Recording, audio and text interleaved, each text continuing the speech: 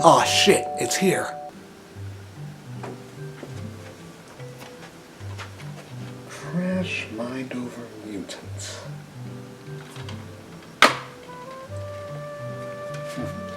It even comes with a certified refurbished slip from Amazon. Boy, I'm excited to start this one up. I mean, this is good old Crash Bandicoot. What could possibly go wrong? A few moments later. This was very clearly a mistake. Okay, so maybe that's a bit of an exaggeration. Mind Over Mutant isn't that bad. I'm certainly not one of those haters that blow up and go, "Oh my god, I hate this game. It ruined Crash Bandicoot, and I hate how they changed his looks." That being said, it is, for lack of a better word, underwhelming.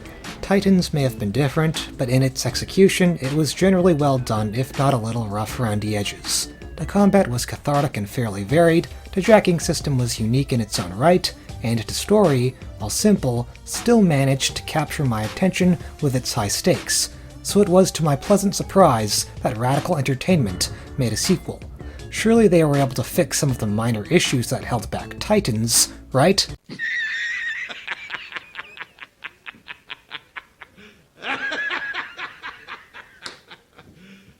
You serious? Yeah, it blows hard. Mind Over Mutant isn't bad per se, it just creates as many problems as it fixes. Basically, it's one step forward, two steps back. Let's put it this way. If you compare the covers of Titans and Mind Over Mutant, there's a stark contrast. On Titans' cover, Crash looks way more confident, with his fingers looking like they're ready to dig into any mutant's flesh, while on Mind Over Mutant, he has... Oh wow. Crash literally looks like he's been caught red-handed masturbating. Granted, it's not the first cover to feature Crash jackin'. But what do they always say? Don't judge a book by its cover. Well, I guess the same can be said for games. So let's go into battle with the Titans and see if Crash Mind Over Mutant still holds up. So the game opens with another shadow puppet play just like its predecessor. It shows what happened after the events of Titans, such as Nina getting the boot for failing to defeat Crash Bandicoot, and Cortex resuming control. Cortex rejoins with his old nemesis Embryo, and the two of them get to work on developing little gadgets that brainwash the individual, known as the NV device. Overall, it's a pretty good scene. It shows the setup for the conflict that's about to happen in the game, and the shadow puppets are funny and a unique way to get me invested. Already I'm getting quite a good... okay. What the hell just happened? Now it's a hand puppet show? Now it switches to one of those old black and white films? Now it's all watercolory and... Alright, you get the point. So this game doesn't have a consistent cutscene style. Which is strange because clearly the in-engine cutscenes are still intact. I appreciate creativity and trying something new, but this came across as jarring and inconsistent. Why do we constantly have to switch from Dragon Ball Z style animation to South Park? It almost makes it feel as if every cutscene is its own self-contained episode.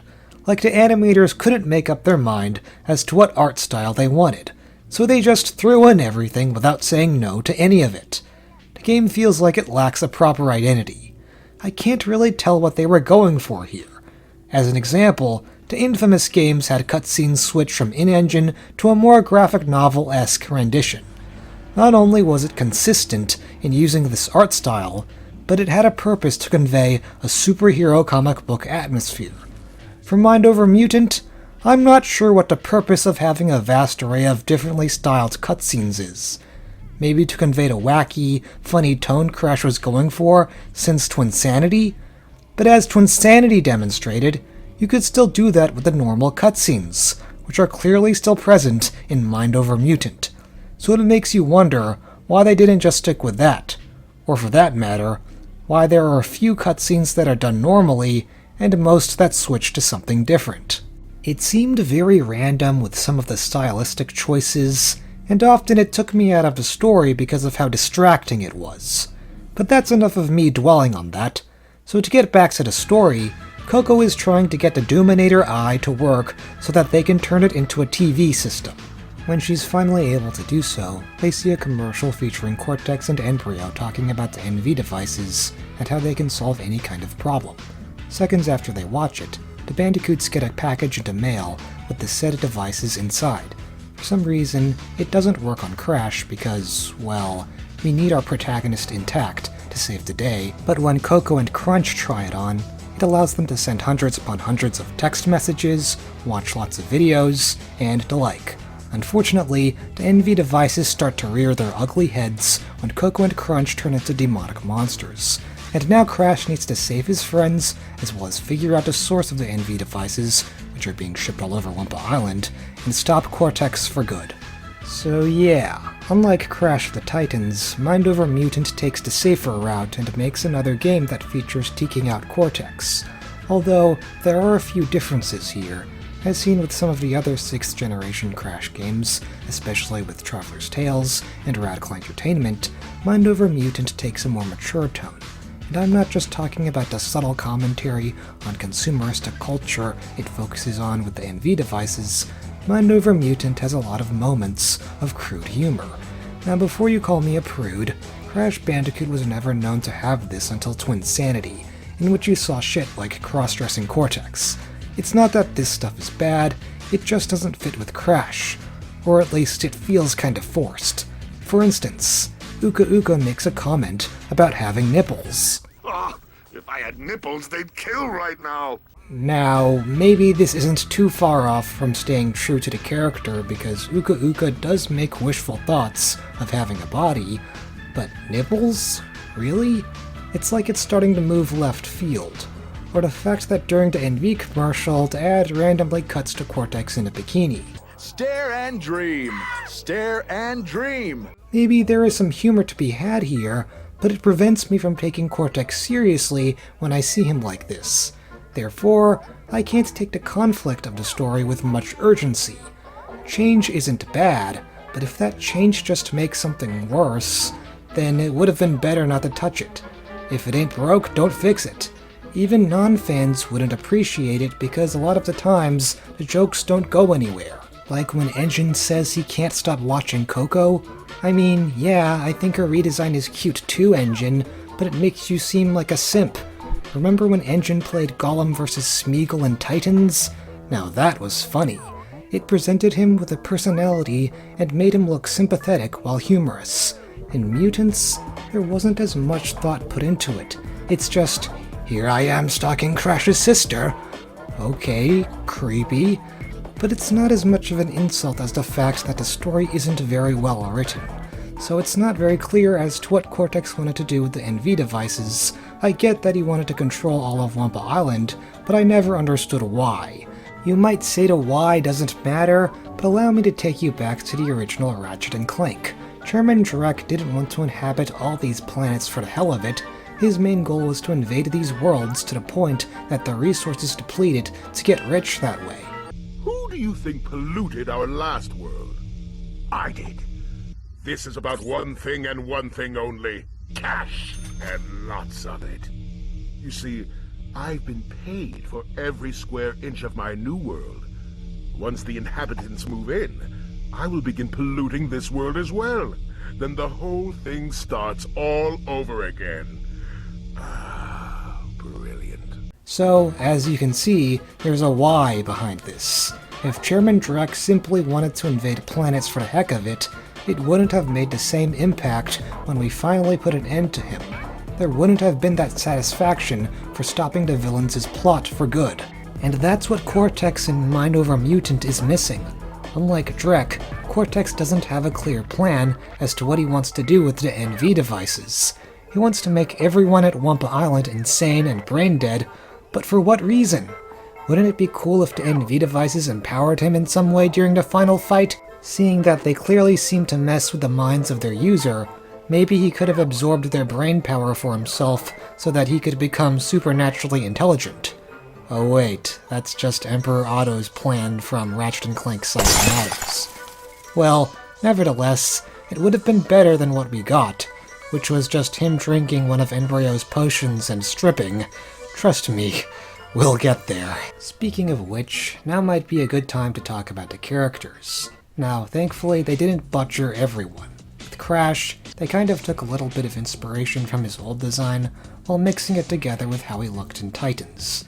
He still sports those tribal tattoos on his arms, but other than that, if you compare the original design with his Mind Over Mutant one, it does look similar, maybe just because they made Crash look a little bit taller in this game compared to Titans, and his running animation looks like it was something taken from the PS1 entries compared to the light jog he does in the last game. Don't take my word for it. It's not that his Titans design was bad, but it does show how Radical is taking after the original source material this time around. And the same can be said for Coco. Her hair is tied back, which is, once again, Mind Over Mutant taking a note from the originals. However, she has more of a tomboy attire for lack of a better word. She wears a necklace with a shirt that reveals a little bit more of her arms, and the goggles on her head, as well as the flashlight hooked to her side, were a nice touch to show that she's still a genius intellect. I don't know if it's because she spent a lot of her time in Titans being captured, but I found her to be pluckier this time around. Having a lot of energy and a dismissive attitude, like in the scene where she laughs off Aku Aku's concerns after she's free of the NV device, her reaction literally has little to no worry. Like, if I learned I had been turned into a ferocious beast, I'd be worried as hell. But with Coco, she has such a nonchalant attitude and is more concerned that her gizmo turned out to not be so great after all. Sadly, I can't say the same for Crunch. He was barely in Titans, so this is the first time where he's making an impression for this duology. He has a bit of a short-term memory loss this time around, which I think is played as a joke, considering the stereotype of heavyweight guys not being very smart, and he's still a Mr. T impersonator. However, what's even more bizarre besides all this is the fact he has a weird obsession with monkeys. Yeah, I don't know what they were thinking here. It's almost as if they couldn't figure out what to do with him. In Wrath of Cortex, he was such an interesting idea being a foil to Crash. Now, he's just been dumbed down and kind of does nothing too substantial. However, his flanderization is nowhere near as bad as how Nina, Embryo, and Uka Uka were treated. Nina is barely even a character. Understandably, she took a level of dumbass because of how she failed in the last game, but that's not an excuse to not do any interesting plot developments with her. Considering what we know about Nina from Crash of the Titans, I would have expected that she tried to enact an evil scheme to get revenge, and it looks like she's planning on doing that when you finish the Academy of Evil section of the game. Run along to the other side of the island. I've got new evil plans to start. But a lot of the time spent with her is seeing her throw hissy fits and trying to get Crash and Aku Aku to kiss for the shits and giggles.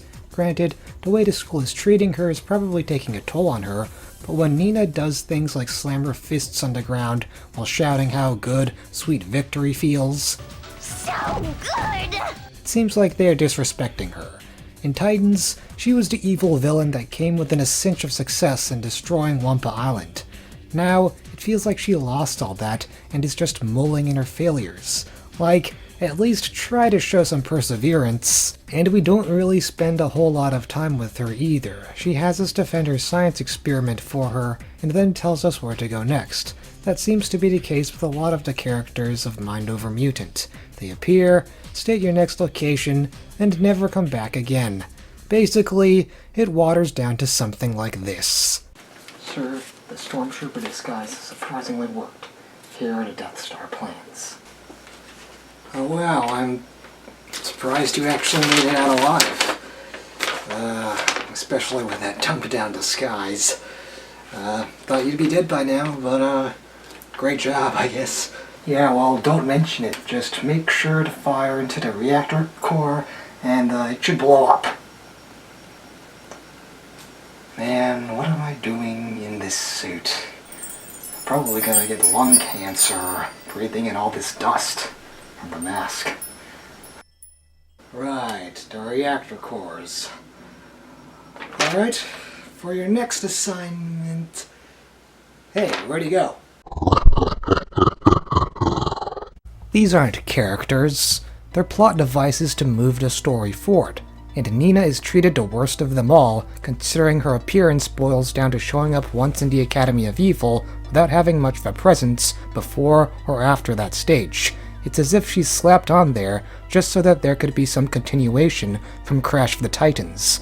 Basically, the worst example of a passive character. As a side note, it would have been nice to see some of the other faculty members or students. Twinsanity's Academy of Evil was filled with life, but here, there's only one scene where we see some of the students, and throughout most of the level, the classrooms only have brat girls and spiked rolling pins. Bit of a cutscene to gameplay dissonance there. Embryo feels a little bit better, if only because there are more scenes featuring him, but while his return is treated as a big deal, Radical doesn't really do anything with him. He is the one responsible for building the NV devices, but the game is more focused on making a joke about his previous misgivings towards Cortex. In the original games, he'd always felt inferior to Cortex and was backstabbed by him. So, in order to express his resentment, his entire shtick is to boast about how he's created everything that Cortex takes credit for. I created Slinkies! Stop playing with them because they're mine! He also holds Crunch prisoner, but other than using him as a minion to crush Crash, this doesn't lead to anywhere except to fight him as a boss. I know Radical really wanted to make his return feel like something special, but sadly, they fell short because they literally do nothing with this guy except have him remind us how he invented everything, including recycling. Reuse! Recycle! Revenge! On the contrary, Uka Uka gets the more creative treatment. Usually in the past, it had always been him that was demeaning towards Cortex. However, here the tables have turned. Frustrated with the fact that Uka Uka had replaced him, Cortex decided to take matters into his own hands and indict vengeance on Uka Uka. Basically, he's gone from being an all-powerful mask to a milking machine for mojo, and with all honesty, this is probably one of the more interesting plot twists. The only problem I have with it is that the worst Cortex does is force him to eat cake. I mean, yeah, forcibly eating cake is humiliating, but it kind of goes back to how Mind Over Mutant tends to go into juvenile direction for the tone. Nina literally mind rapes Coco, and what does Cortex do? Feed Uka Uka cake and call him Little Uka. Ah, Cortex, what have they done to you? He's just his Twinsanity personality taken up to 11. While the game focuses on how he asserts power on everyone, the flanderization of his character really softens him. And don't get me wrong, I love Lex Lang's performance, and I think his interpretation of Cortex is good in its own right. This is not his fault. Rather, it's the writer's. And maybe there is some charm to his flamboyancy. There were a couple of times where I cracked a smile, and that's something for someone as jaded as me. But whenever I see him with doohickey glasses or rip his pants open to show his underwear, I just shake my head and wonder how far gone this series has become. If I hadn't made myself clear, Mind Over Mutant really fails in the presentation field. Basically, all the new things it tries to add just makes the game feel a lot worse compared to Titans, and I'm afraid that I have to sing a similar tune when it comes to the gameplay.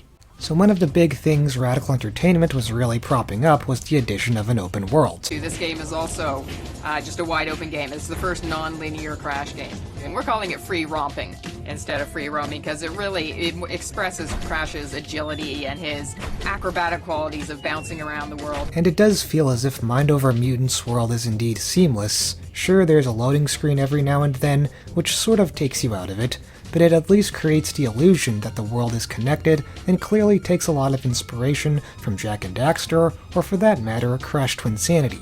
And here's the thing, the world isn't even that open. It's basically just 3 or 4 different paths to take, and the rest is just straightforward. There are some areas that are more spacious than others, but these are empty with the exception of a forced fight here and there. Radical Entertainment didn't really bother adding a side quest of any sort except for these voodoo dolls to collect, which unlocks concept art, and the timed challenges that's just collecting mojo or breaking a certain number of crates.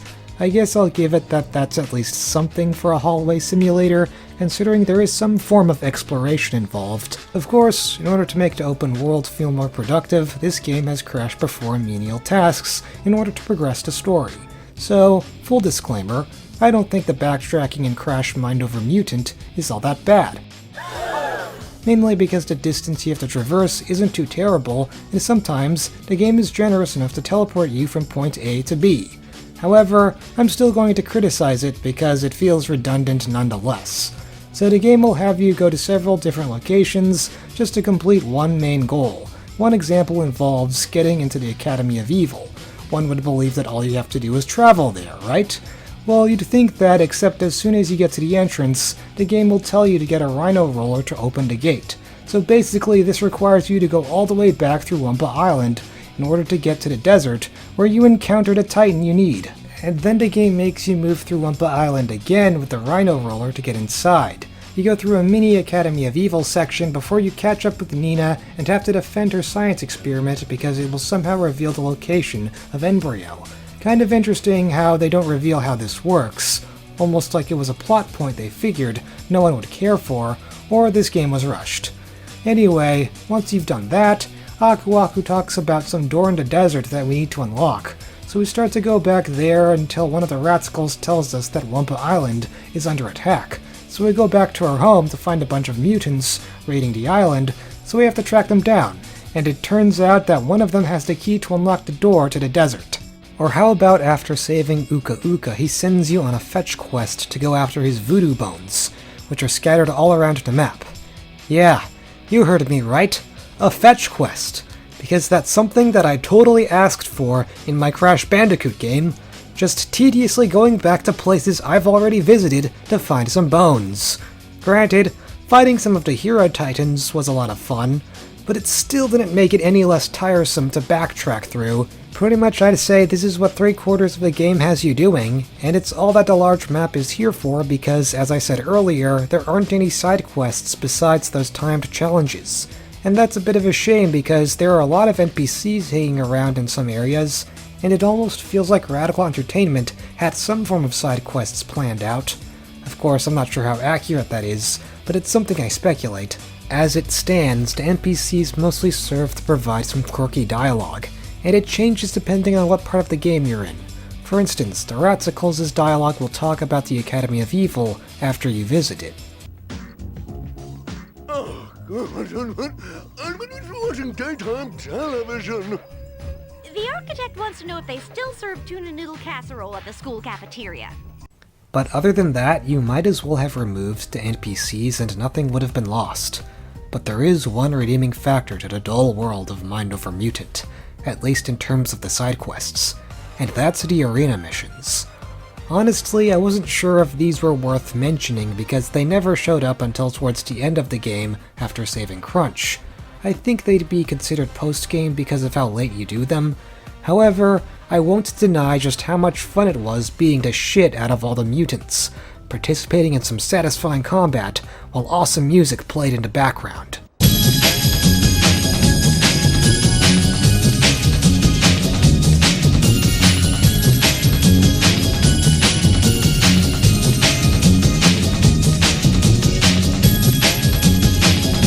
As a matter of fact, a lot of the OST seems to have gotten a lift from the previous game. You have tracks like Big Fight 2,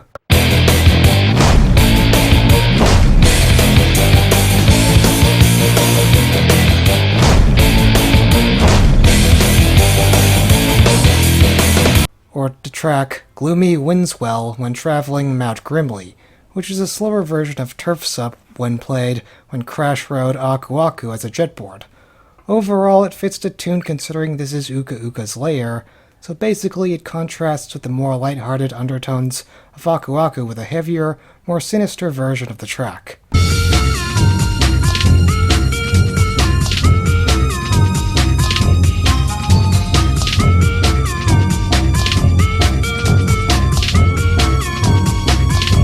Sadly though, where the game truly takes a nosedive is Crash's moveset. While he retains his old moves from Titans, he also loses using Aku Aku as a skateboard. Of all the moves you choose to take away, Radical, you choose to remove that one. Considering that Mind Over Mutant has Crash moving around from point A to B, the board slide could have been used as a better form of transportation instead of just walking everywhere, kind of like the hoverboard in Jak 2. Furthermore, the tornado glide ability that Crash has to sustain his airtime is gone. Instead, he just spins into air for a couple seconds before plummeting to the ground. It's a rather minor complaint because you do somewhat get used to it. However, it's a wonder why they felt the need to change this, especially considering this game has more of a focus on platforming. Instead, the game opts to giving Crash a high jump after spinning for a certain degree of time. I cannot stress the amount of times where I was platforming and thought to press the square button while in midair, only to drop to the pool of gravity. Bravo, Radical. But then Crash gains as many abilities as he loses, for this game gives him the newfound maneuver to traverse underground. Granted, he could sort of do this in Crash 2, but here it's a little bit better utilized. Crash can dig underground to find Mojo, and there's even one instance where he has to dig underneath a gate before a door closes. I wish there were more instances that are like this, because a lot of the time it was implemented in a way that wasn't mandatory to progress. Basically, it's a cool move, but there aren't too many levels designed around it. But thankfully, in contrast to Crash, the Titans were modified for the better. First of all, the Titans can jump and ledge grab. This might not sound like much, but it does make navigating with them a lot easier. This is also the case with their special abilities. The Radical now has a sneeze move that freezes a body of water to form a platform to cross. The newly introduced TK can use telekinesis to move switches and boxes to make navigation easier, and the Rhino Roller can now use its rolling ability to activate machinery. Some of the returning Titans have their own features to make them feel fresh. The Magmadon spins around. You spin me right around, baby, right around, like a record, baby, right around, round, round. Now this one really upsets me. We have an out-of-tune player here. The snipe goes full-on rapid fire on enemies like a machine gun touting cowboy, but then you have the Stench, which for some reason is now inside a spacesuit and has a laser gun instead of shooting his own projectiles. I don't know why they did this. His old design was more threatening with the claws sticking out and the bent-over posture like they were predators. Oh yeah, and for a super attack, he literally passes gas in his opponent's face. I know that this is a skunk we're talking about, and that's their defense mechanism, but you know what they were going for. You know exactly what they had in mind. At least it's super effective, as well as an admittedly guilty pleasure to use. But it's sad to say these differences are few and far between, because to be honest, while navigating with the Titans feels a lot better, for the most part, they're just the same. And it's a shame they introduced so few new ones. It's really just a TK and a Gribbly, and both of them are fun to use, with the TK using telekinesis to throw stuff around, and the Gribbly having a rapid punch that can deal blows to enemies in quick succession, as well as the ability to slow down time. Both of these are really neat additions, but Radical could have added more instead of just having the same Sludge and Battler redesigned. Modifying makes them feel slightly different, but Radical could have pushed themselves to have new ones instead of treading the same old ground. But where there's a lack of innovation with the Titans, there is creativity with the mechanics, to an extent at least. So Crash Mind Over Mutant lets you carry Titans in your pocket, so you can pull it out at any point when needed in a situation. Again, a good feature because it lets you carry a mutant around to solve certain puzzles in the levels, but it's sadly very limited since you can only carry 2 at a time. So, say you need a TK at one section.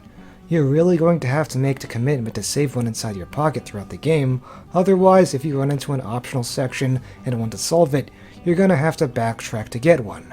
Granted, it's not mandatory, but still, you know how bad that feeling is when you can't do a certain part of the level because you messed up in a small, tiny way. Why on earth would you limit it to only 2? They could have allowed you to upgrade this feature like you do with all the typical Mojo level ups that Crash and the other mutants get, so that you'd be able to hold 3 or 4 at least. What's worse is that when you have 2 in your pocket, you can't switch back to Crash. So a lot of the time, when you come across a section where only Crash can cross, you have to sacrifice one of the mutants, so it feels like a system that doesn't allow a lot of freedom.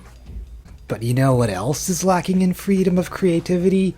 The boss fights. Or, if you could call them boss fights, so there are only 3 battles. Not that there's anything wrong with that, but a lot of them barely put any effort. So with Coco, all she does is throw basketballs your way, and you have to wait for her to throw a flaming one before you deflect it back at her, which forces herself to wash in a pool nearby. Once that's been accomplished, you freeze her and button mash her to death. No, literally, just melee her until she finally manages to break out, and rinse and repeat.